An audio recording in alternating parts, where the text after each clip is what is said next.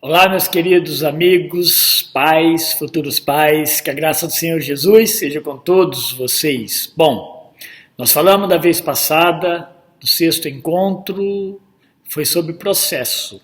Bom, se vocês não se lembram muita coisa, é bom que volte ao vídeo. Ele é pequeno, vale a pena rever. Hoje nós queremos falar sobre o sétimo capítulo, que trabalha em cima da questão de perdido. Perdido é o título, e a gente vai entender por que Paul Tripp, no seu livro Desafio aos Pais, trata dessa maneira.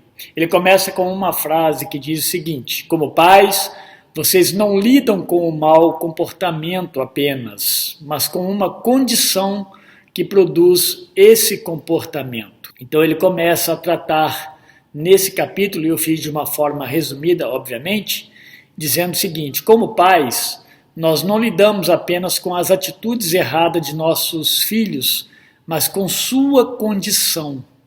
Talvez você esteja pensando: eu só quero que minha filha coma legumes. Eu só quero que meu filho escolha as roupas, eu só quero que meu filho recolha as roupas do chão. Só quero que eles obedeçam. Parecem coisas normais e simples. Todas essas reações inadequadas deles são fruto de algo muito mais profundo. Quando não sabemos com o que estamos lidando, ficamos exaustos e desanimados com nossas tentativas evasivas de tratar a situação. Quando nos relacionamos com nossos filhos, não estamos lidando apenas com comportamento, mas com uma condição. Vejam o que Jesus disse: porque o Filho do Homem veio buscar e salvar o perdido. Está lá em Lucas 19:10. É isso mesmo. Eles são desobedientes porque estão perdidos. Eles fazem escolhas insensatas porque eles estão perdidos.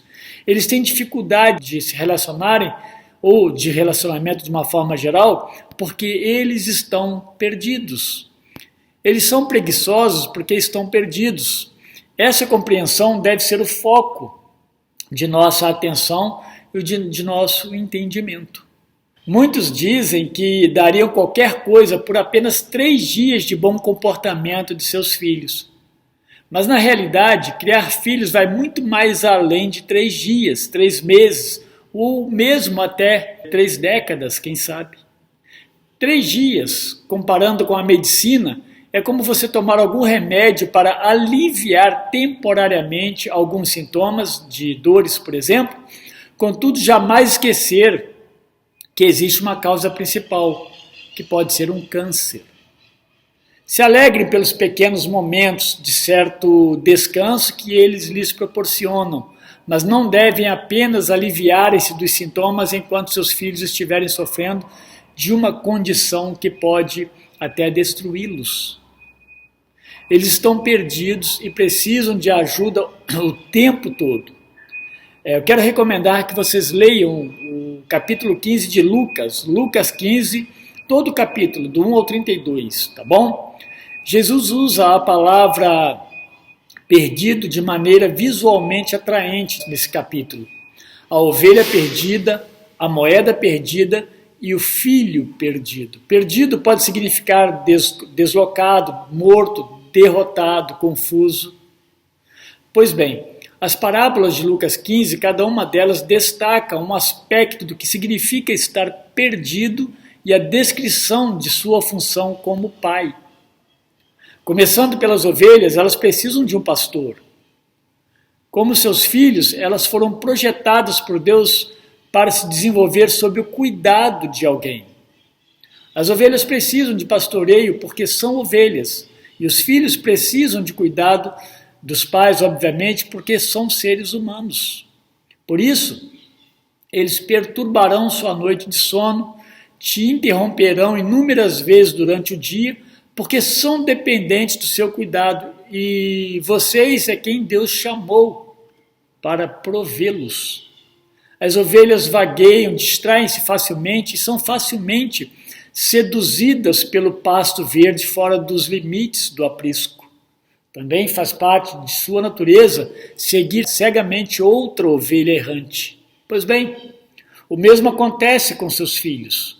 como consequência do pecado que neles, na verdade, reside, os filhos tendem a vaguear para longe da instrução, da correção e da disciplina protetora de seus pais. Eles não veem corretamente, eles não veem da forma como deveriam ver. Tendem a ser influenciados por outros filhos que, na verdade, estão menos equipados até do que eles. Tudo isso resulta de sua condição de perdidos. Portanto, eles vaguearão não porque desejam travar uma guerra com você, mas porque estão perdidos. Mas o problema é que quando uma ovelha se desvia, é incapaz de resgatar a si mesma. Fica perdida. Ela precisa que alguém a encontre e a resgate e a traga de volta para casa. Está entendendo? São assim nossos filhos. Eles não percebem o perigo que correm e também não conseguem se livrar de suas consequências. Estão perdidos e precisam de sua ajuda. Esses momentos não devem aborrecê-los como pais. Na parábola da moeda, o foco não está nela, mas na pessoa que a busca. É uma grande transcrição da atitude de Deus para com os perdidos. Deus, quando encontra seus filhos que estão perdidos, comemora com os anjos no céu. Isso descreve de forma poderosa a compaixão, a paciência e a graça a que somos chamados a representar como embaixadores de Deus na vida dos nossos filhos. E não nos zanguemos com eles por estarem perdidos e precisarem de nossa ajuda. Como pais, assim como Deus é conosco, somos representantes da misericórdia e da graça para com os nossos filhos. Vivemos com eles com o coração paciente e celebramos cada uma das vezes que eles confessam e fazem o que é certo. Na parábola do filho perdido, a gente chama pródigo também, o primeiro impacto talvez seja a firme decisão desse filho em viver por sua própria conta e experimentar o mundo. É essa a sua decisão. Seu lar lhe provia tudo o que ele precisava, mas ele não conseguia resistir à tentação da sua independência. A tentação atuará fortemente também na vida do seu filho. Muitas e muitas vezes, quando você desejar que seus filhos digam não, eles não o farão. O rapaz da parábola disse a si mesmo que seria capaz de lidar com o que estava além das suas próprias forças. Pais, seu filho, da mesma forma, está sempre falando consigo, e o que diz de si mesmo tem profunda importância. Ele estará inclinado a dizer de si mesmo que é capaz de fazer o que nenhum filho tem condições de fazer de forma independente.